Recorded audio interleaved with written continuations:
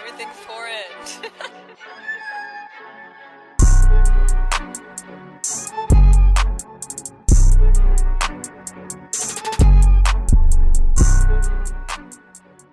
What are we here to talk about? Guess what? There was a shutdown.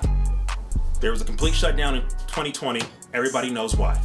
But we got some views as to should it have been shut down due to COVID? Should business have closed? Should the economy been halted for the time that it did? All right, so you guys already know why I bought my store. It was due to COVID. It was also due to social injustice. I wanted to make an impact on what was going on, and I wanted to do it in an economic way. Well, guess what? When COVID shut down, people were impacted on an economic level, and I was one of them. But what about the people like yourself, Frank? As far as I know you, buddy, you had your own thing, man. Yeah.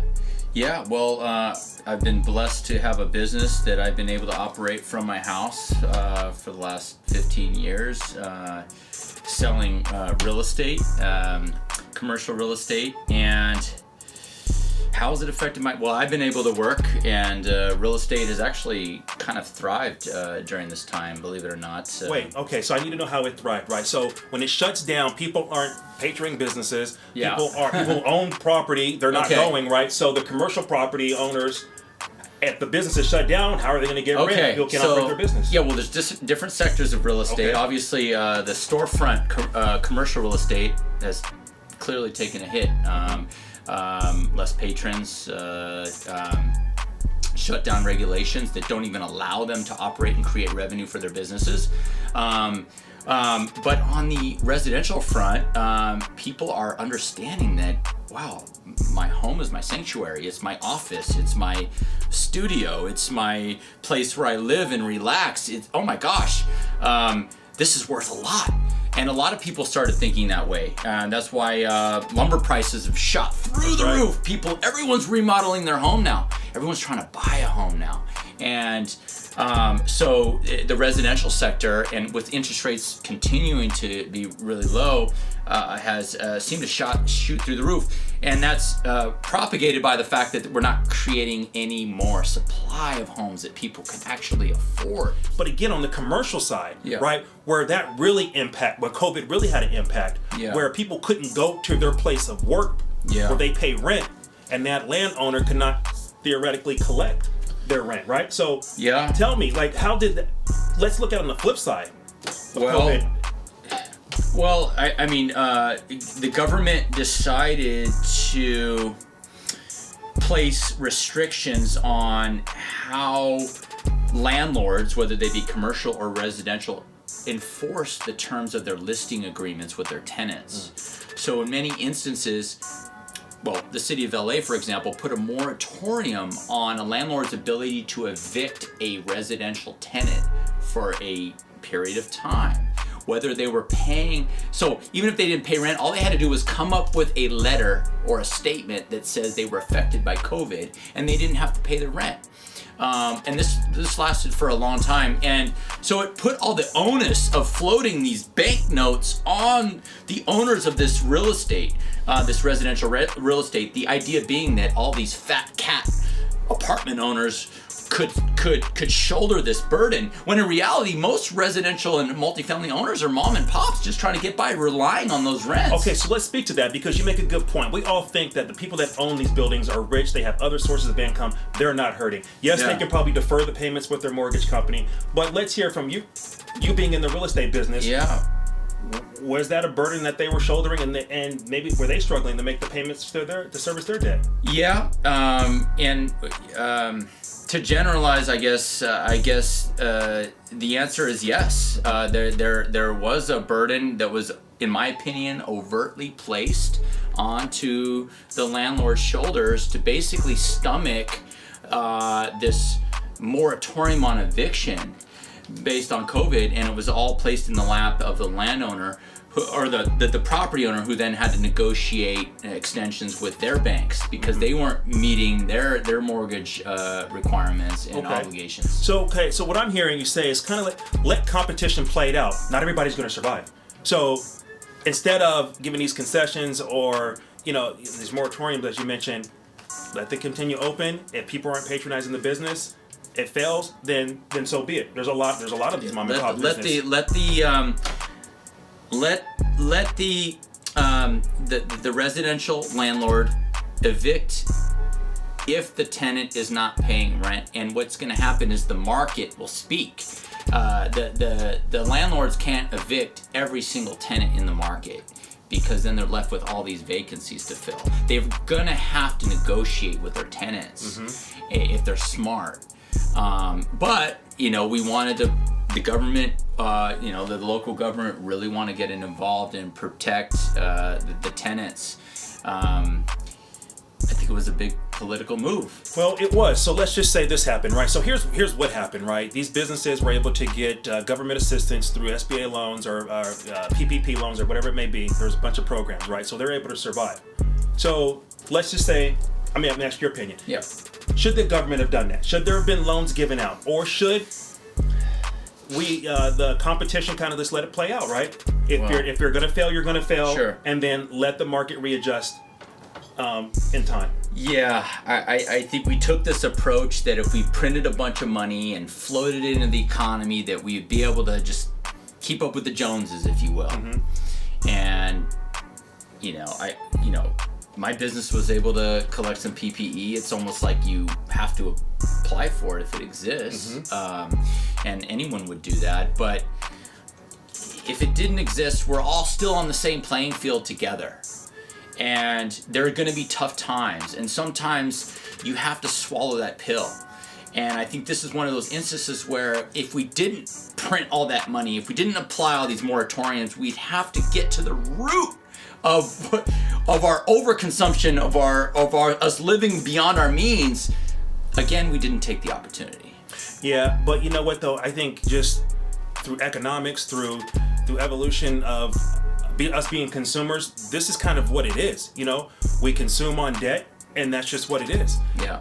What some people will say what happened in terms of PPE and providing funding for just about any business that filled out an application was that's how government's supposed to work. I mean, that's an argument from Republicans and of course Democrats, right? Like, hey, look, in catastrophic times, this is when the government is supposed to come in. So that's where I kind of disagree with you on that one. I think this was a time when the government was supposed to come in. Back in 2008 in the housing crisis, I think we probably shouldn't have got involved too much. I think that was a little too much. Let these big banks fail, which some did, but not most did, and most didn't.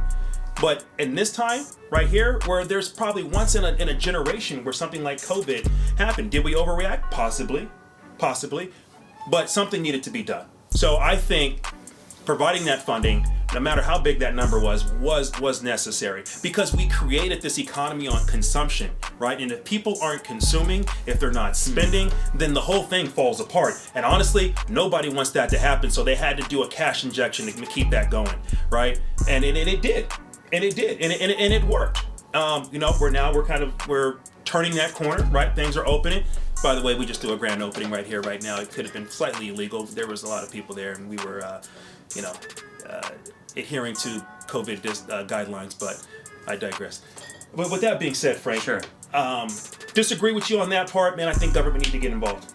Well, they got involved there, and probably a little too late on the efficiency of how the economy was shut down. If we tended to this quickly and deftly upon the initial stages of us knowing that there was some sort of pandemic in formation, I think we could have mitigated the amount of cash infusion the economy needed to maintain its status quo. We elongated our ability and our willingness to address the pandemic, so it kind of just strung out and elongated the effects of it. That required more money, more infusion. So if we would just take this decisive approach from day one, that we're shutting down for a month, no one can leave their house, and we're going to nip this in the bud early on, the amount of money printing that would have occurred would have been we would have been in a completely different situation. That happened for some time, right, where we couldn't go anywhere, and the stock market dropped like a rock. Everything was falling apart, and it wasn't even that long where we weren't consuming, we weren't spending, right? Where we asked us to stay at home, right? So again, we weren't designed for that. What you're talking about is a systemic change of how we operate with the dollar, right? And how we consume, or and then best practices on how we save. It's just unfortunately we're not there yet. Yeah.